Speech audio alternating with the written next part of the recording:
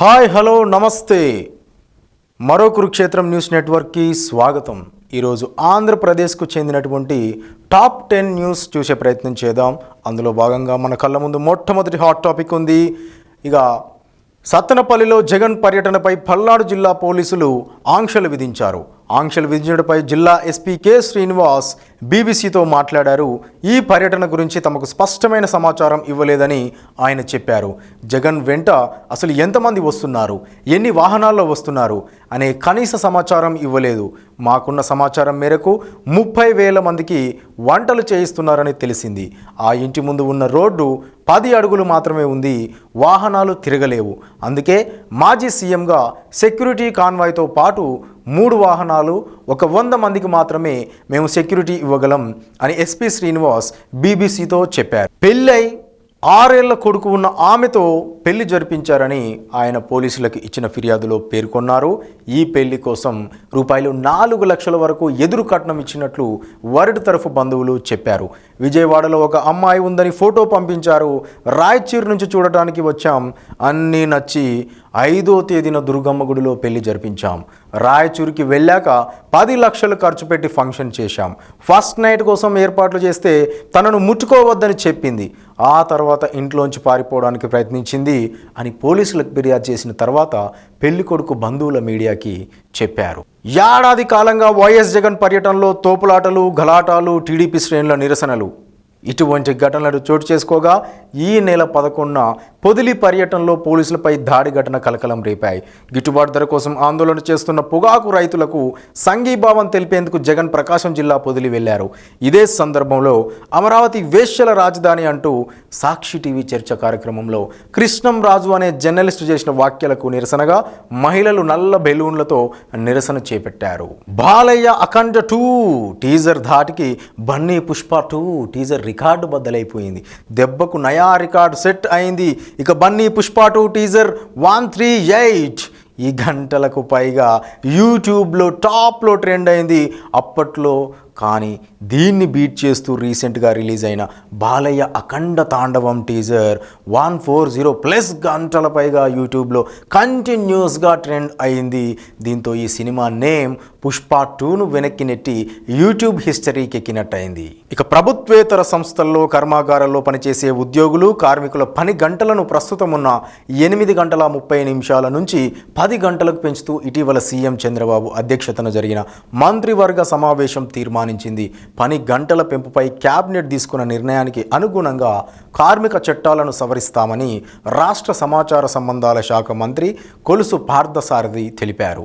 Is of doing బిజినెస్లో భాగంగా పెట్టుబడిదారులకు అనుకూలంగా ఉండే విధంగా ఈ సవరణలు చేస్తున్నట్టు తెలిపారు. అయితే ఈ నిర్ణయంతో ఏపీలో ఉద్యోగులపై పని ఒత్తిడి పెరగనుందని ఉద్యోగ కార్మిక సంఘాలు ఆందోళన వ్యక్తం చేస్తున్నాయి. జూన్ 18 ఆంధ్రప్రదేశ్ గ్రూప్ 1 పోస్టులకు తుది ఘట్టానికి రంగం సిద్ధమైంది. ఇప్పటికే ప్రిలిమ్స్, మెయిన్స్ పరీక్షలు పూర్తి కాగా తాజాగా ఇంటర్వ్యూ షెడ్యూల్ను ఏపీపీఎస్సీ విడుదల చేసింది. ఇటీవల విడుదలైన ఏపీపీఎస్సీ గ్రూప్ 1 మెయిన్స్ ఫలితాల్లో 1:2 నిష్పత్తిలో ఇంటర్వ్యూకి అభ్యర్థులను ఎంపిక చేశారు.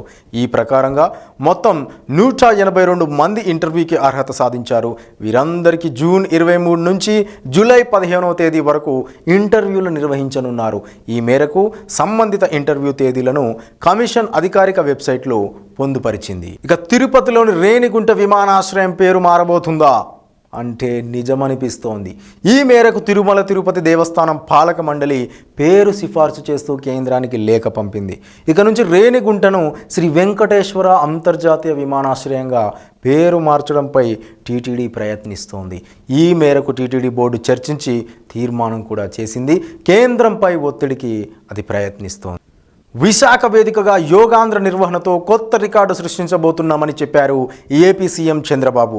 దాదాపు 3,40,000 మందితో ఒకే ప్రాంతంలో యోగా నిర్వహించిన 22 ఐటమ్స్లో రికార్డ్స్ బ్రేక్ చేస్తున్నామని, వరల్డ్ బుక్ ఆఫ్ రికార్డ్స్ అధిగమించబోతున్నామని తెలిపారు ముఖ్యమంత్రి. యోగా ప్రతి ఒక్కరి జీవితంలో భాగం కావాలనేదే ప్రభుత్వ ఉద్దేశమని సీఎం అన్నారు. యోగా డే నిర్వహణ తర్వాత ఆఫ్లైన్ ఆన్లైన్లో కూడా నిరంతరంగా శిక్షణ ఇచ్చేలా చర్యలు చేపట్టాలని అధికారులకు ఆదేశించారు. హ్యూమన్ యాంగింగ్లో చెప్తున్న తాను ఇప్పటి వరకు చేసిన ఈవెంట్లలో ఇదే గ్రేటెస్ట్ ఈవెంట్గా నిలిచిపోతుందన్నారు సీఎం చంద్రబాబు. యోగాను భావితరాలకు అందించాలన్నది ప్రభుత్వం లక్ష్యమన్నారు సీఎం. ఇక ఆవు, గేదె వంటి జంతువులకు దురద వస్తే తోకతో విసురుకోవటం, చెట్లకు రుద్దుకోవటం, గోడలకు బలంగా వాటిని రుద్దుకోవడంలా చేస్తాయి. ఇలాంటి సమయంలో ప్రమాదాలు కూడా జరుగుతున్నాయట. ముఖ్యంగా గోవులకు మెడ క్రింది భాగంలో గంగడోలు ఉంటుంది. అది సున్నితంగా ఉండే శరీర భాగం. గంగడోలు దగ్గర ఇబ్బంది కలిగినప్పుడు ఆవులు రోడ్లపై వెళుతూ ఎలక్ట్రికల్ స్తంభాలకు, బైక్ హ్యాండిల్కు రాసుకుంటాయి. అప్పుడు కొన్ని ప్రమాదాలు కూడా జరుగుతున్నాయి. దీంతో గోవుల ఇబ్బందులను గమనించిన పశ్చిమ గోదావరి జిల్లా పాలకొల్లులోని యూకేసీ క్లబ్, వాసవి క్లబ్ సభ్యులు సంయుక్తంగా పాలకొల్లు, యలమంచిలి ప్రాంతాల్లో గోవుల అవస్థలు తీర్చడానికి ఆవులు తిరిగే ప్రధాన కూడలలో గరుకు స్తంభాలు ఏర్పాటు చేసి ప్రత్యేక పూజలు చేశారు. సుమారు 15 చోట్ల ఏర్పాటైన గరుకు స్తంభాలకు సభ్యులు పూజలు సైతం చేసి గోవులకు అందుబాటులోకి తీసుకొని వచ్చారు. ఒక్కో గరుకు స్తంభానికి సుమారు 20,000 చొప్పున వెచ్చించామని క్లబ్ సభ్యులు చెబుతున్నారు. ఇక ఏబీ మెగా డిఎస్సి పరీక్షల నిర్వహణకు సర్వం సిద్ధం చేసింది ప్రభుత్వం. ఇవాల్టి నుంచి ఈ పరీక్షలు ప్రారంభమై జూలై 6వ తేదీ వరకు కొనసాగుతాయి. నెల రోజుల పాటు జరగనున్న ఈ పరీక్షలను రోజుకు 2 సెషన్ల వారీగా పూర్తి చేయనున్నారు. మొత్తం 154 కేంద్రాల్లో ఈ మెగా డిఎస్సి పరీక్షలను జరగనున్నాయి. ఏపీ డిఎస్సి పరీక్షల కోసం తెలంగాణ, తమిళనాడు, కర్ణాటక, ఒడిశా ప్రాంతాలలో కూడా పరీక్ష కేంద్రాలను ఏర్పాటు చేశారు. ఇది ఇవాల్టి ఏపీకి సంబంధించినటువంటి టాప్ 10 హాట్ టాపిక్స్. మళ్ళీ రేపు సరికొత్త అంశాలతో మీ ముందుకు వస్తాను. అంతవరకు మా ఛానల్ని వీక్షిస్తూ ఉండండి. ప్రతిరోజు మా ఛానల్ యొక్క వీడియోస్కి లైక్ చేయండి, షేర్ చేయండి, కామెంట్ చేయండి. మా వీడియో మీకు నోటిఫికేషన్ రూపంలో రావాలి అని అంటే ఖచ్చితంగా ఛానల్కి సబ్స్క్రైబ్ చేసుకోండి. ఇది మరో కురుక్షేత్రం, ఇది వాస్తవాలకు మరో క్షేత్రం.